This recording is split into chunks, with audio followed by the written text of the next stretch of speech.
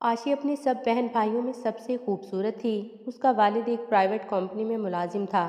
घर में किसी चीज़ की कमी नहीं थी। एक भाई और तीन बहनें, सबके सब बला के ज़हीन और फ़तीन थे। आशी सबसे छोटी थी और एफएससी की तालबा थी। भाई की शादी हो चुकी थी, जबकि बहनें शादी के इंतज़ार में बूढ़ी हो रही थीं। बहुत से रिश्ते आए, कभी माँ बाप ने उसमें कीड़े निकाले तो कभी बहनों ने इनकार में सर हिला दिए, और यूं दोनों बहनों की उम्रें इस हद को छू गईं कि रिश्ते आते तो आशी को ही मुंतखब करते, या अगर कोई रिश्ता आता तो आशी के लिए ही आता। एक तो वो कम उम्र थी, दूसरी सब बहनों में खूबसूरत भी, और यूं घर वाले उन्हें रुखसत कर देते कि नहीं, पहले हमने बड़ी लड़कियों की शादी करनी है, फिर आशी की बारी आएगी। बहनें भी आशी से हसद करने लगी थीं, मगर क्या किया जा सकता था, क्योंकि उन्होंने और घर वालों ने अच्छे रिश्तों की तलाश में बहुत से रिश्ते ठुकरा दिए थे। और गलती उनकी अपनी थी, जिसमें ना आशी का कसूर था ना किसी और का।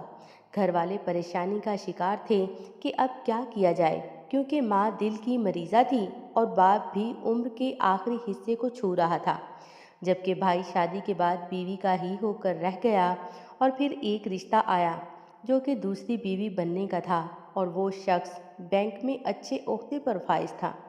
उसकी शादी को 10 साल हो गए थे, मगर बच्चे नहीं थे, जिसकी वजह से उसे दूसरी शादी की ज़रूरत आन पड़ी थी। और वो रिश्ता लेने आ गया। माँ बाप ने बगैर सोचे समझे हाँ कर दी, और 2 हफ्तों बाद शादी भी कर डाली। दूसरे महीने एक रंडवे ने अप्रोच की, जिसकी बीवी को मरे 6 माह ही हुए थे। अच्छे खाते पीते खानदान का बंदा था, और यूं मंजली भी पिया घर गई, क्योंकि कोई चारा इसके सिवा नहीं था।